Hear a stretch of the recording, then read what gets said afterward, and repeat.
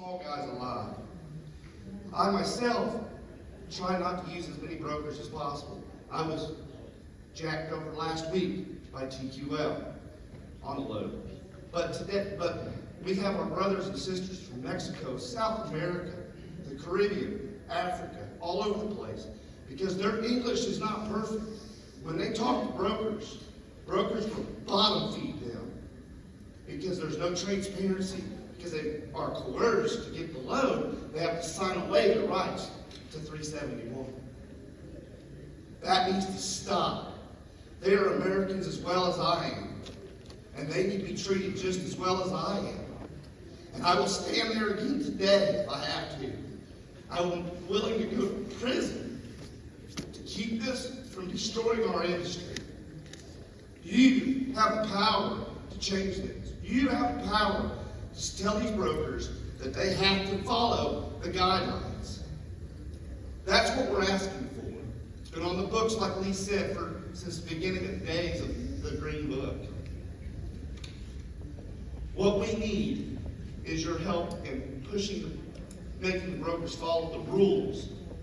We don't need you guys to separate. We don't need you to set who makes profit and who doesn't. By giving us that transparency, we can go in the next time and just negotiate a fairer rate. In the last year, I've talked with friends of mine who have done immense research. Corporate shippers manufacturing has had an increase of profits of roughly 18%. Brokerage houses have had a profit of roughly 10 to 12%. Drivers, owner-operators, small business, trucking in general, has had a loss of 18%. How can we compete against that when we do not have transparency with the brokers, knowing how bad they are pushing us down? We tell them, hey, you've got to be better than that. No, that we're all in. They lie to us day in and day out by saying that we're all in, when we know for a fact there's money there, but we don't have a clue how much to really push back. We want this to push through. I agree with everything OIDA is asking for. I agree with what STVC is asking for. It needs to be done. Thank you. Thank you for your comment.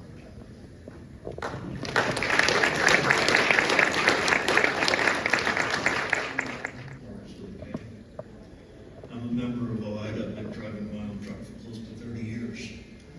It's tough right now. Some of the things I've learned recently and why we need this transparency. Stopped at a shipper. They detained me for 6 hours. My broker doesn't start paying me detention time until after 4 hours, and then it's under $35 an hour. Found out from the shipper's actually paying the broker from the first hour $50 an hour. That needs to be passed through to the driver. The broker at that point has no incentive to help that driver get off that dock. He can sit there for as long as he wants because he's making money off that driver just sitting there. The driver's going broke. Same thing with fuel surcharge.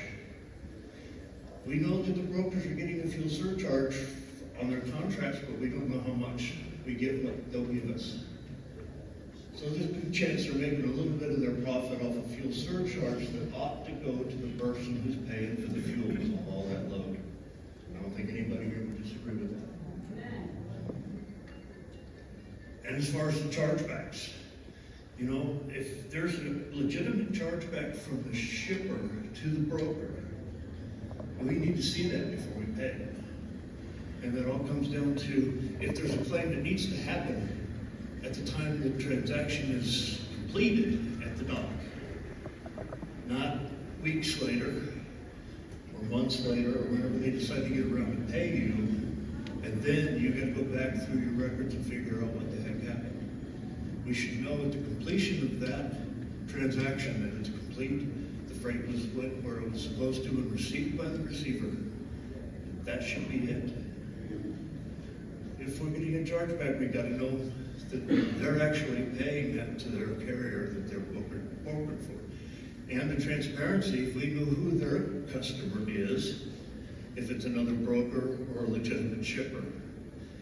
Now to solve the problem with their customers, All you've got to do is tell us that we can't disclose the information we received from the broker, and it should go no further than the carrier is getting paid. That's where the final dollar stops. The load's complete, and everybody's out of it. So there is a way to keep those numbers as confidential as possible by just asking the carriers to keep that information to yourself. It doesn't need to go further than that. But I agree, people are making money. I don't begrudge the brokers making some money.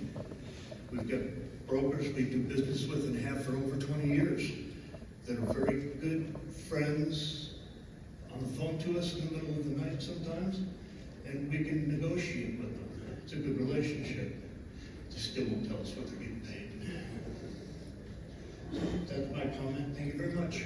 Mark, I appreciate the specifics on the transparency. That really helps us. Yeah, no, I mean, the fuel, we've always, for years have been saying the fuel surcharge needs to go to the guy buying the fuel. Thank you. Thank you.